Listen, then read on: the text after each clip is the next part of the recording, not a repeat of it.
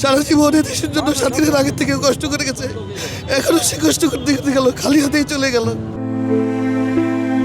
এটা আমাদের কখনো কাম্য ছিল না। আমরা চাইছিলাম দেশটা ভালোভাবে ইলেকশন হোক, দেশ মাতা দেশকে গ্রহণ করুক, তারপর তার সন্তানের কাছে তারেক রহমানের কাছে হস্তক্ষেপ করতে আমরা এরকম কিছু চাইছিলাম, কিন্তু এরকমভাবে চলে যাবে আমরা কখনো সেটা কল্পনা করি নাই। সারা জীবন দেশের জন্য স্বাধীনের আগে থেকে কষ্ট করে গেছে, এখনো সে কষ্ট করতে করতে গেল, খালি হাতেই চলে গেল।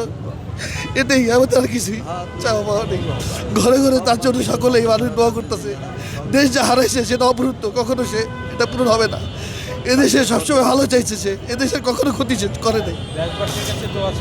যে দেশবাসী থেকে দোয়া চাই, ঘরে ঘরে সকলেই কোরআন শরীফ পড়ে তার জন্য দোয়া করবেন।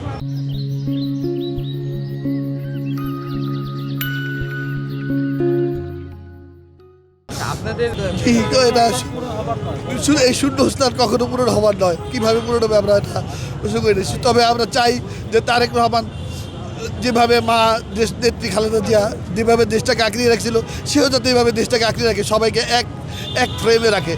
ম্যাডাম যেভাবে সবাইকে এক ফ্রেমে রাখতো, এটাই আমার প্রত্যাশা। এটা খুব ভালো।